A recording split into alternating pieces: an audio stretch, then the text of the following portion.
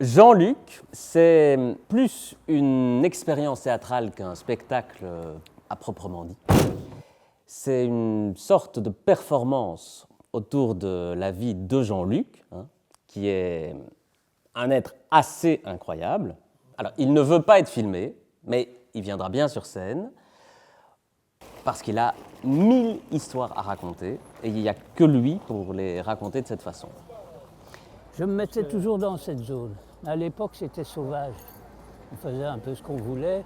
Il y en avait un qui se fâchait, j'allais à côté.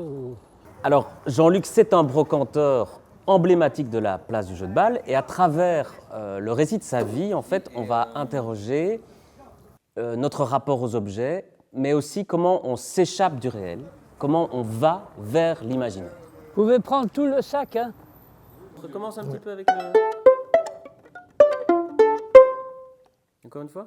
Je m'occupe donc de la musique de ce spectacle entre théâtre et expérimentation à propos de Jean-Luc, personnage improbable. Et donc je cherche, moi, comme musicien, les évocations à la fois du Congo, de la place du jeu de balle et des choses que Jean-Luc aime et qui le motivent donc, dans toute sa longue carrière. Derrière le tas de caisses, on ne le voit pas, mais il y a des meubles qui sont chouettes, des beaux petits meubles anciens.